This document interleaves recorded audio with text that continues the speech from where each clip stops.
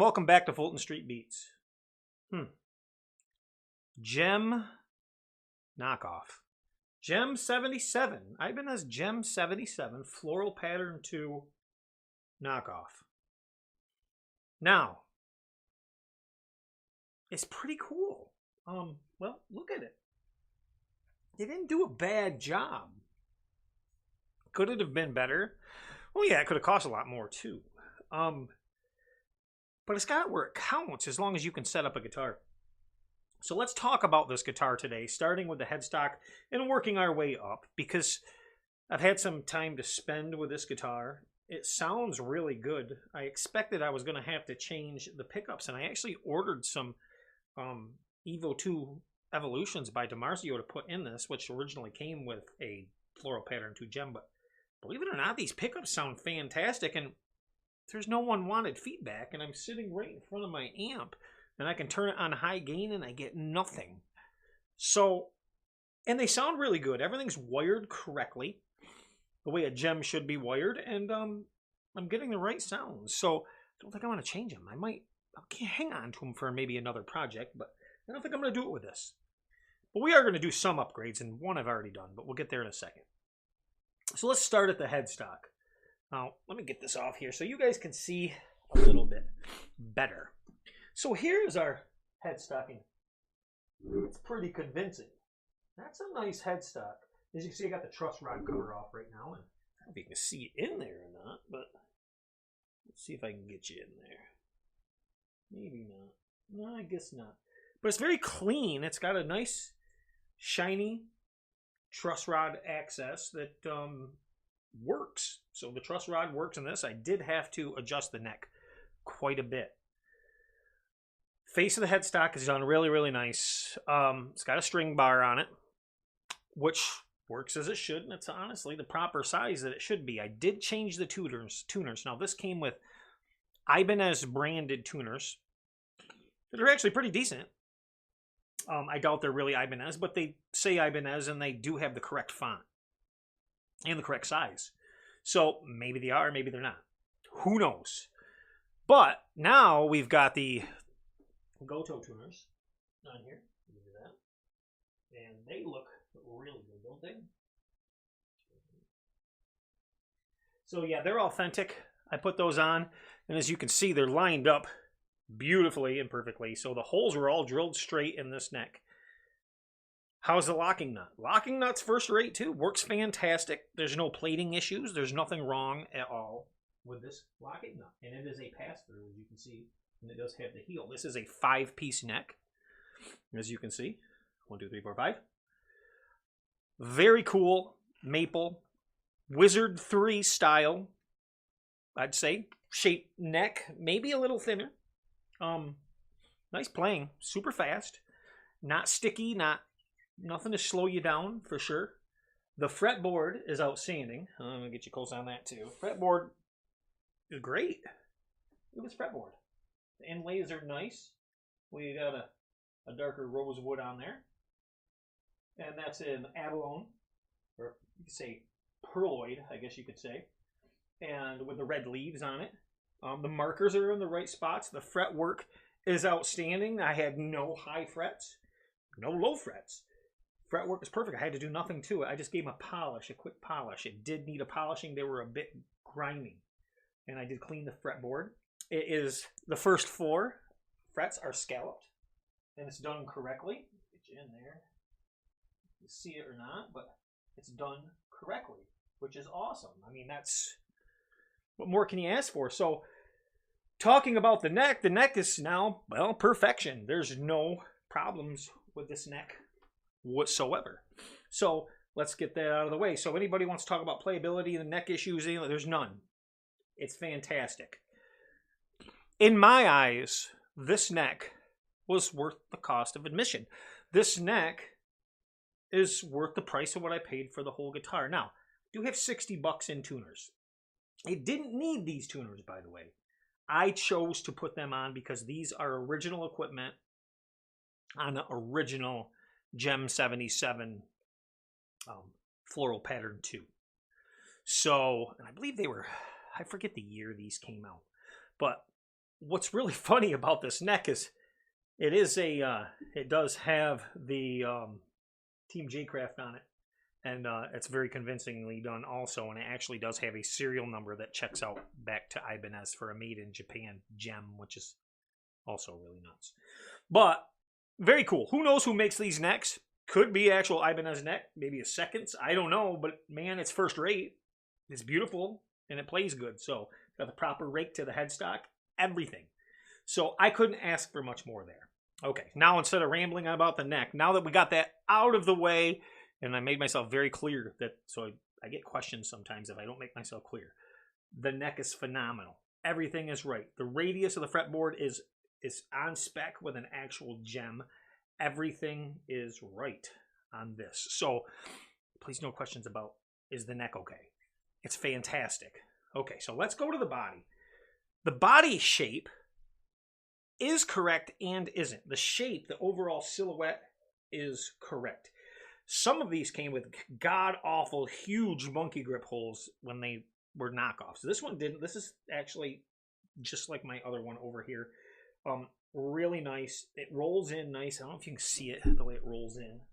It rolls in the way it's supposed to. So the front of the guitar is convincing to a point. Now, if you look deep, you'll know that I don't know how they put this in, and I doubt it's material, but then again, I guess it could be because, well, who knows how it would show up.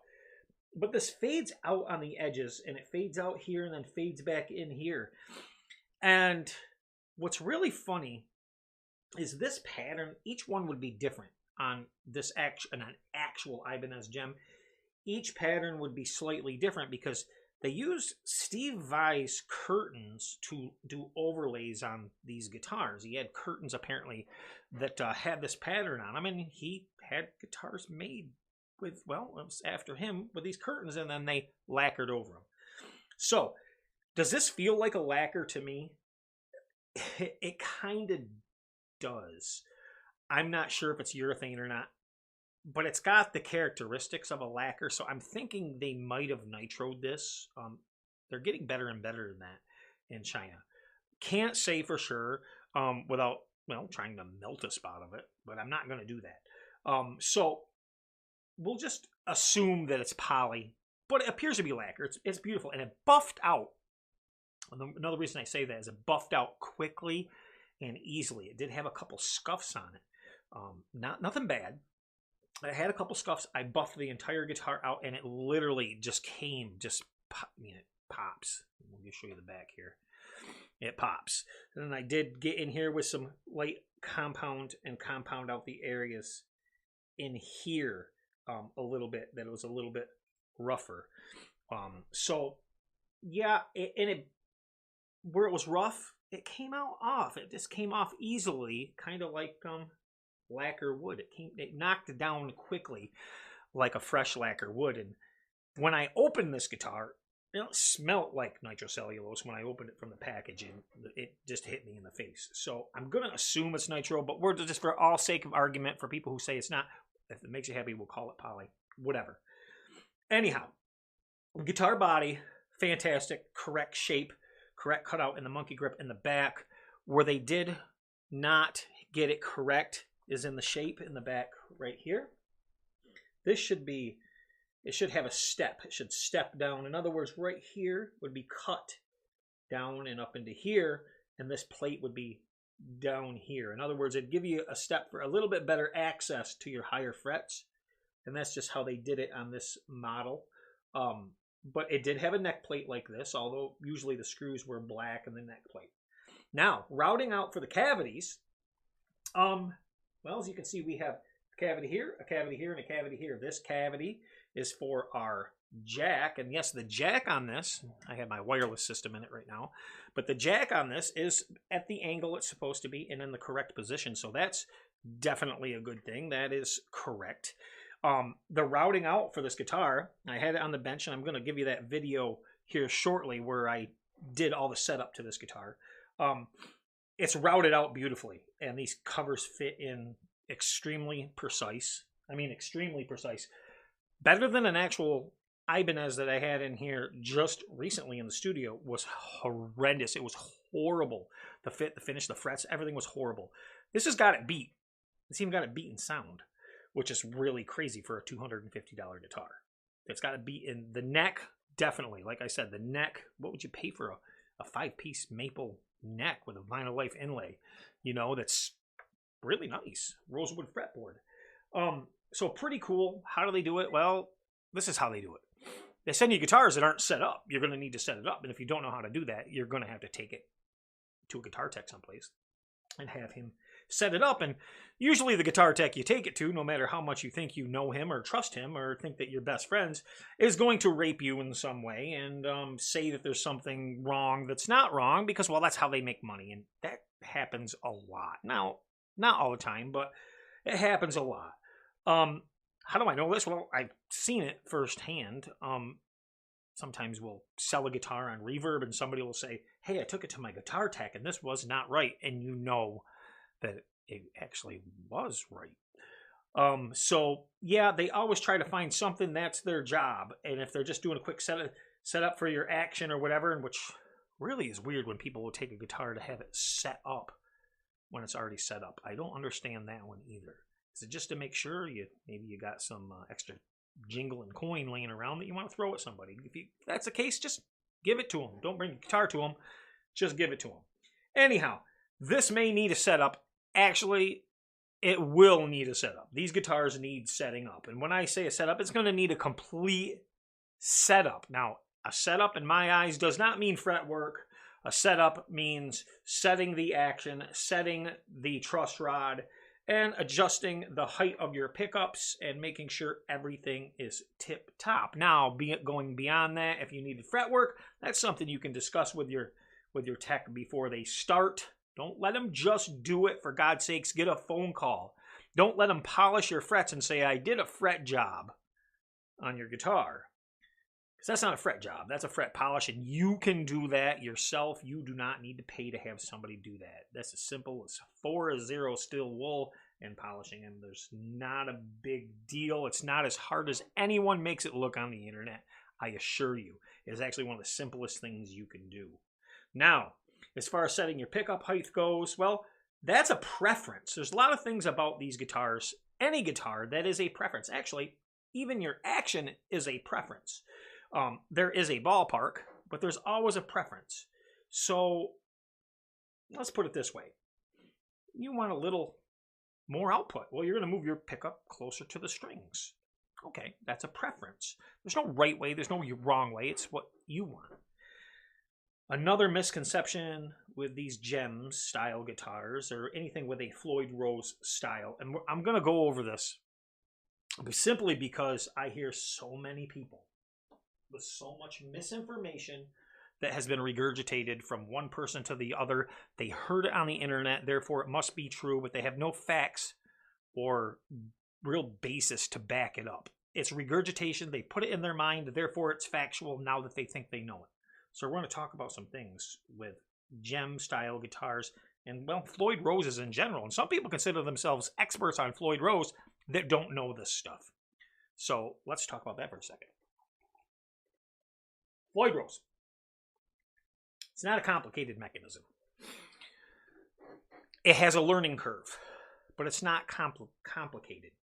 Once you learn it, you'll slap yourself in the face and say, why did I make this so much harder than it really is to set up? They're quite easy to set up. The hardest part of setting up a Floyd Rose is giving your strings time to stretch, which is why I recommend a string stretcher, so you don't have that. In other words, when we set up our Floyd Rose and then everything looks like it's perfect and we have our springs set to where we want, we'll get to that in a second, in the back, and we play it and it's out of tune and you're pissed. Oh my God, that Floyd Rose sucks. It won't hold tuning stability. Well, your strings aren't stretched. So it's not going to. And each string has to stretch in its own accord and own time. This is how it is. Because they're different gauges, they will stretch at different times. So a string stretcher will take a lot of that out. And going down through and, of course, stretching them will help. Or simply putting it on the guitar and using your whammy bar quite a bit. Don't expect it to be in tune, but can also stretch the strings. That's my preferred method, by the way, is playing it, stretching it, playing it, taking the time, because no matter what, you always have to go back and retune. Not just with your fine tuners, but up here. Yes, it will require loosening the locking nut a few times to get it right. So I have a video we're going to go over setting up a Floyd Rose and how to do it. And when I say properly, I'm using that term vaguely because there's many different ways to getting to the same point. There's a lot of ways that are wrong, but there's a lot that just aren't wrong. It's just a different way that people do it. So let's dispel those myths. There's one way to do it. There's many ways of setting them up, and there's many different orders. My order that I use, I took from Steve Vai's Guitar Tech. That's why I do it, because it made sense to me in the way he explained it, and it took a lot of guesswork out.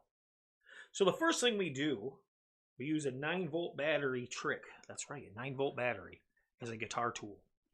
And what I like to do is when I'm stringing the guitars up, I run my strings down through the ends and the ball ends stay on. I see this time and time again. Why people don't do this baffles me. Why would you cut your strings twice? I don't understand it. Or even once, like, okay, so let me explain. So when you run your ball end down through here and everything's lined up and you run them down, you can run all your strings at the same time, pull them down to here, okay? Pull them over to one side. Why to one side? Why not in the center? Well, you don't want to cut them in the center because it makes them longer as they go out. But if you pull it over to one side and give it a snip, all the strings at one time, using your side cutters, give it a snip here, they're all going to be in the right length to go in to your lockers right here, which in turn gives you, with the ball end up here, as little winds as possible, because more winds equal uneven tuning when you loosen your locking nut up, and does make a difference. So you want as little, like say you have this in tune, you loosen your locking nut on, not only do you lose your tuning up here, but you also had pressure up here and your wind's going to loosen up. The less winds possible, probably not even one wind as I have up here. There's not even a wind, there's like a half a wind on each of these, and that was just to tension up the strings after they went into here. That's a good thing because that means we're not really fiddling around down here much, except to get it in our bass tuning, which is really simple because we don't have a lot of winds. I hope that makes sense. Although I think I just overcomplicated it. So anyhow, we cut them, we put them in, and then we want to make sure our fine tuners here, okay, now that people can debate this, and they can do it any way they want to. What I do is I back my fine tuners all the way out, okay, till they're just touching, till the knobs are just touching the fine tuner on the bottom. And then I turn them one turn down, each one. Then I do my initial tuning to standard tuning using the tuners here. And then, if everything's right and your string tree is set properly, you won't go sharp, okay? If you go sharp, put your string tree down a little more so you're not going sharp. That's how you adjust your string tree, by the way. You adjust it to the point where it doesn't go sharp when you lock your lockers down. Okay? Some people have a hard time with that. And if not, there's other ways around it. You can compensate here if you have to and you can't get it quite right. So, you lock your lockers down, and now, with it in tune, and then you go back to your fine tuners. You're going to play, and then you're going to come back and you just do your fine tuning. But Mike, what about your bridge? How do you set your bridge? Well, that's another part. To get your bridge level and flush right out of the gate, before you start with your major tuning, put a 9-volt battery in the cutout underneath the trem. It'll put your tremolo level, and that's why a 9-volt. 9 volts perfect size. It'll keep it level.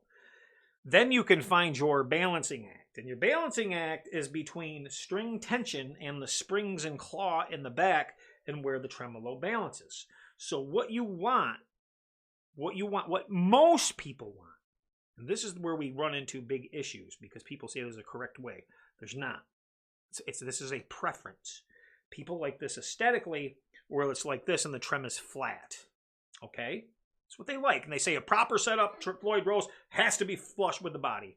This is not true. This is not true whatsoever. You can have this guitar in tune with the tremolo coming up out of the body, and you can have it in tune with it dropping into the cavity. The guitar will still be in tune, and it will still come back to in tune, provided you have a good trem system with good wedges. It will go back into tune every time. This does not know where it sits. All it knows is it's going back according to the balancing act that you did between string tension and the strings in the back. And I hope that makes sense. But why would you ever want it not parallel? Well, here's why. Because trem bar height is an important part of setup and how you access your trem bar and where it is. I've seen some trem bars that are very low, like down here. Very, very, very, very low, and I just pressed it that hard. Very low. Well, as you can see, this would be way up out of the cavity. Well, not way up, but it's not flush. Why would you want that? Well, because of access to the trem bar. It's easier adjusting this than it is to physically bend your trem bar to get it to the height you want. For example, Steve Vai sets his bridge up according to trem bar height. He does not care if it is sticking up out of the cavity, which most of the time with his guitars, it is. Because he knows that it goes back to where it's supposed to be every time. It goes back in tune because he's running a good trem system, and it goes back in tune. Now, what you just heard when I did that was the springs in the back going ding. You get that. That's cheap springs. But I guarantee it's in tune still, no matter what. So, how do I set mine up? Well, normally I set it up so I am about 2.5 inches from the face of my guitar, because that's where my hand likes to come and grab the bar and use it. Now, this trem bar right here that I have is, well, one of the better ones that I found, and this isn't the one that came with the guitar. If I had the one that came with the guitar on here, it'd be way up here. That's just too far for me. So I split the difference and I put this trem bar on, and actually, now, with this trem bar, it was a bit too much, and the corner of this is kind of in the cavity a little bit, because I set this up to trem bar height. Now, if you want to run this where it's perfectly parallel with the body, you can do that. That's your preference. But there's no right way and wrong way or where it has to be. That is a lie. That is a big misconception. If somebody tells you that it's proper to be that way and not proper any other way, they're lying to your face. They don't know what they're talking about. It does not make a difference. Ask Steve Vai's guitar tech. I think he would know.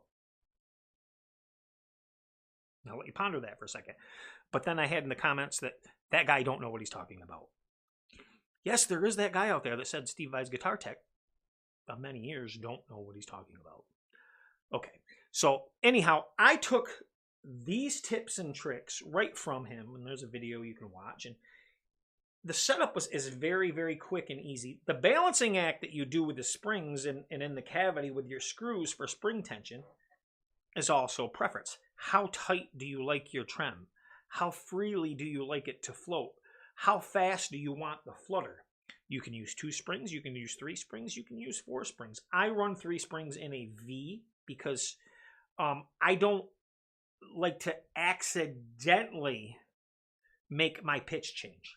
I don't want to accidentally, and I find if I run 3 springs in a V pattern, I'm not accidentally, because I do play a lot down here with my palm kind of near the bridge, and I'm not accidentally changing my pitch. But if I want to, I mean, I can hit it with my palm and still force it down, but that's my preference. Your preference may be different. You may want it to flutter very, very easily. And that's the thing with a floating bridge. It's preference in how you play. So that's how you do it. So you find the balancing point between your springs in the back, where your claw goes in. Those screws will adjust your tension. You want to find that balancing point where either A, your bar sits where you want to, or B, where you want the bridge to sit in accordance with the body. Most people like that aesthetically pleasing look of it being perfectly parallel with the body, which I understand. It's not a right way, it's not a wrong way, it's a way, and it works the exact same. So that's why I wanted to go over this. Now, back to the guitar. It's a great guitar. The pickups sound so freaking good that it's crazy. I mean, it's...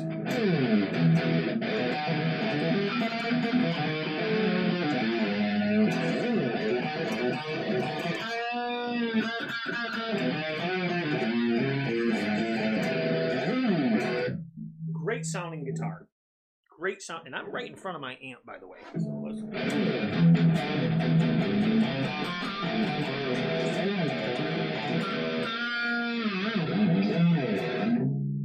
So right in front of the amp. I know that's probably not conveying very well through this mic up here, but right in front of the amp, no feedback, no nothing. It plays awesome. Second best playing guitar that I have. Definitely in the top 3 playing guitar. It's a fast neck. That's what makes it play good. Does it sound the best? Well, that's perception. That is subjective. Just like any guitarist, people say, that sounds like shit. Well, that's your perception. That's your subjectiveness. To some people, it might sound great. Some people hate rock and roll. Some people love country. Well, you're not going to like the same tones then, are you? So that's where that goes. This sounds to me like it should. It plays fantastic. It's a cool guitar. Is it my favorite guitar? No, but it's fun to play. What is my favorite guitar? My favorite playing guitar, and not looking, but playing, is my Kramer that I'm upgrading right now and putting an actual Floyd Rose in it. I'm upgrading that one, and might not be my favorite playing after I do that, but who knows? But we'll see.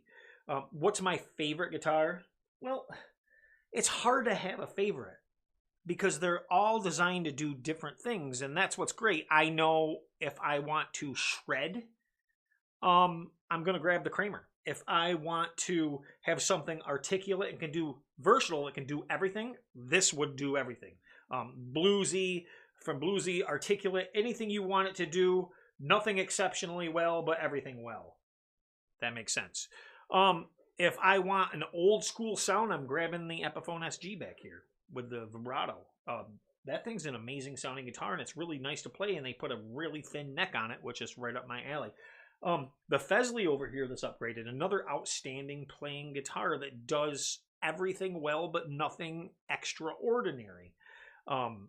But playability is the key with every one of them. They all play good. Now, if I had to choose between a guitar, if I had to have one guitar to do it all with, I'm probably going to take my cheap-ass Harley Benton LP back there. Because it sounds really good. It does everything I want to do. It does have a bit of harmonic distortion when you're sitting in front of an amp if you're too close on high gain. But it's controllable. And that can be an advantage when you're doing certain things. So I probably would take that guitar. Now, I did put some work into that guitar, but the setup is amazing and it plays really, really well. Now, as far as a metal guitar, what's my favorite? The Kramer. But this is a good second on that. So keep that. It's hard to have a favorite guitar. So many more over here. High-end guitars in the other room that honestly are just one-hit wonders, do one thing, and in my opinion, don't even do those very well. Guitars have come a long ways. They can be a lot more versatile than they used to be, and a lot of that's because of the size of the neck.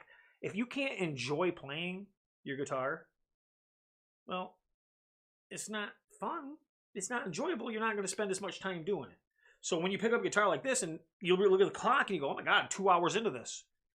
Well, just what? You just made a decision that you like that guitar, and that's how this one was. So it's cool. And we're going to do some upgrades. Like I said, I'm going to change the trem system out. Now, this trem, I took a chance because I heard some really good things about a Wilkinson Floyd Rose. That's right, Wilkinson makes a Floyd Rose. And this thing looks to be very precision made and very upscale. And from what I could tell, the people who actually use these were really impressed with them, comparing them to high-end Floyd Roses. And the best part, I think it cost me about $60. So we're going to throw one of those in here. I'm not a brand person. I am what works, and we're going to try it. Not that this doesn't stay in tune, because it does. If it does have a downfall, it is the fine tuners. I don't like the fine tuners on this. They're just, I don't think they're machined properly to hold as good as they could. They have a tendency, especially on the high E, to back out a little bit when you're playing.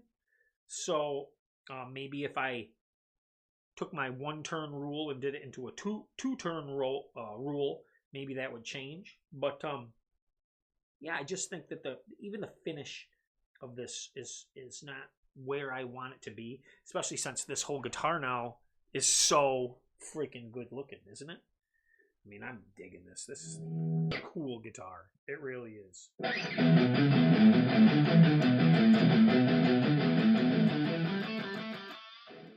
So overall, this is a really cool guitar that sounds fantastic. Plays nice. I wish I had it running through the DAW right now, but I don't. We'll do some more backing tracks with this thing later on. But it's fun to noodle on, too. You do stuff that you normally wouldn't do. But I got to get used to playing a Jem again. Because visually, when you're looking at it, it does something to your head. Well, you got more frets and you have no dots. So, but it's cool. Fun to play. So I hope that helped you out a little bit in your decision on maybe even a Jem in general. What to look for, what it should be. Even if you're buying a fake or a knockoff, at least what you should potentially be getting, or what to expect, excuse me. So there you have it, guys. Thanks for watching Full Street Beats. Hit that like button, share, subscribe, and I will be back soon. And rock and roll is making the world go round.